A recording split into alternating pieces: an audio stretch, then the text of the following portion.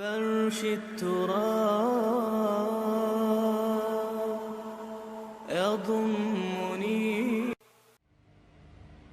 انسانوں میں نیکی کے بڑے مختلف بلکہ متضاد تصورات جو ہیں وہ پائے جاتے ہیں. پہلی بات تو بڑی اہم یہ ہے کہ برے سے برا آدمی بھی نیکی کے کسی نہ کسی کام کو سر انجام دے کر اپنے ضمیر کو مطمئن کرتا ہے. میں ڈاکہ تو ڈالتا ہوں لیکن بیواؤں اور غریبوں کی مدد بھی تو کرتا ہوں اپنے علاقے کے.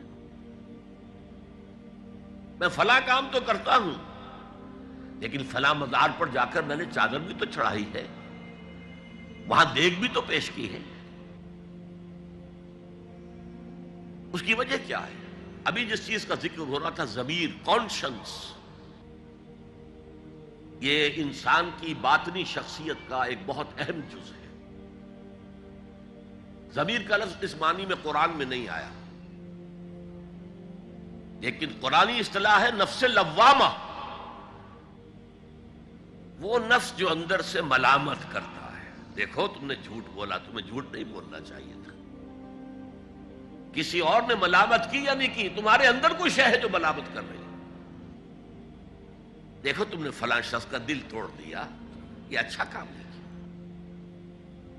یہ ہے لوامہ جس کی قسم کھائی گئی، لا اقسم بیوم القیامت ولا اقسم بالنفس اللوامہ. یہ نفس لوامہ ہر انسان میں ہے، اور جیسے ہمارے ظاہری وجود کے تقاضے ہیں، بھوک لگتی ہے، پیاس لگتی ہے، اسے کپڑے کی ضرورت ہے موسمی اثرات سے بچاؤ کے لیے، یہ جو مانوی شخصیت ہماری اندر ہے یہ بھی کچھ ڈیمانڈ کرتی ہے. اور انسان اپنے آپ کو مطمئن کرتا ہے، ریشنلائز کرتا ہے. ٹھیک ہے یہ تو خرابیاں ہیں، لیکن میں نے یہ کام بھی تو آخر کیے ہیں نا. یہ انسان کی ایک لازمی ضرورت ہے اپنے ضمیر کو مطمئن کرنا.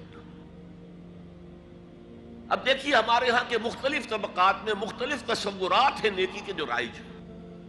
ہمارے ہاں ایک مذہبی طبقہ ہے جس کے نزدیک اصل اہمیت ریچولز کی ہے، عبادات کی ہے، رسومات کی ہے. معاملات میں وہ دھوکہ دے رہے ہیں، سودا کر کے پھر گئے، ان کے دلوں میں نرمی نہیں ہے، سائلوں کو دھتکارتے ہیں. لیکن ایک اعتبار سے بہت نیک ہے، سودی کاروبار کرتے ہیں. ٹھیک ہے بھائی، میں سودی کاروبار تو کرتا ہوں، میں نے مسجد میں تو بنوائی ہے، میں نے مسجد میں جھاڑ بھی تو لگوا دیا ہے، میں نے مسجد میں قالین بھی تو بچھوایا ہے. تو نیکی کا ایک تصور یہ ہے ہمارے یہاں. اس کے بالکل برعکس ایک تصور ہے جدید تعلیم یافتہ طبقات کا تصور. آپ نے بارہا سنا ہوگا گفتگو، بھائی اصل نیکی یہ ہے کہ کوئی کسی کو دھوکہ نہ دے، جھوٹ نہ بولے، وعدہ پورا کرے، اپنا فرض صحیح طور سے ادا کرے.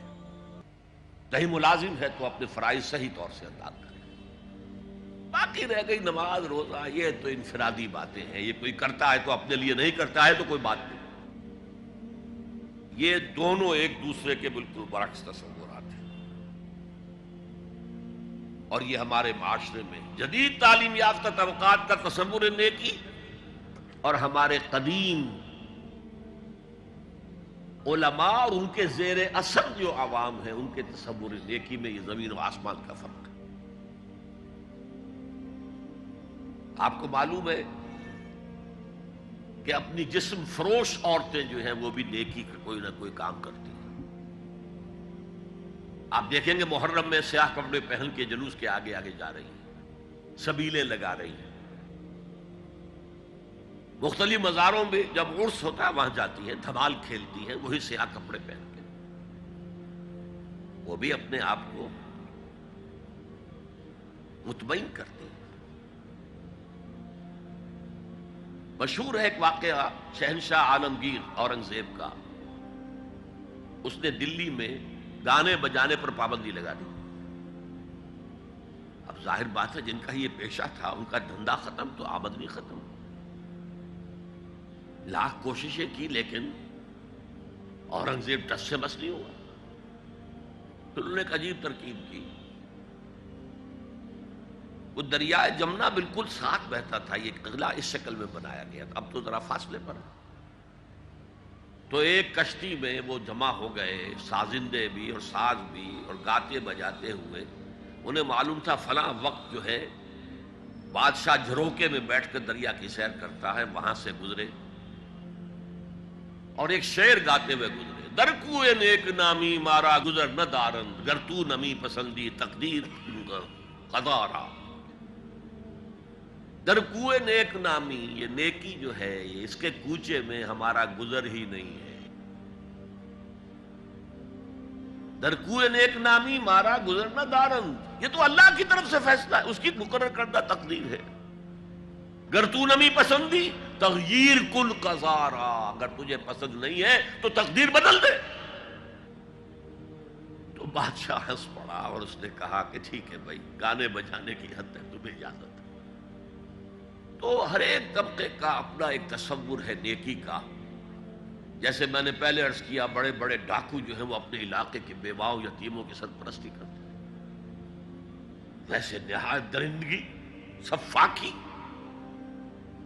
انسانی جان کی کوئی حیثیت ہی نہیں. تو نیکی اصل میں کس شے کا نام ہے، کون سی چڑیا کا نام ہے، نیکی حقیقت میں کیا ہے، وہ ہے اس آیت کا مضمون. میں مثال دیا کرتا ہوں، ایک عام قصہ ہے کہ کسی گاؤں میں پہلی مرتبہ ہاتھی آیا. اب وہاں نابینا لوگ جو تھے انہیں بھی پتہ چلا ایک عجیب جانور آیا ہے. وہ آئے اور کسی نے اس کی ٹانگ کو ٹٹولا. اس نے کہا ہاتھی ایک ستون کے مانند ہے. کسی کا اس کے کان کے اوپر ہاتھ پڑا، اس نے کہا چھاج کے مانند ہے وہ. کسی نے پیٹ کو ٹٹولا، بہت بڑا ڈھول ہے وہ. بالکل یہی معاملہ ہے نیکی کے تصور کے بارے میں. اڑائے کچھ ورق لالے نے، کچھ نرگس نے، کچھ گل نے. چمن میں ہر طرف بکھری ہوئی ہے داستان میری.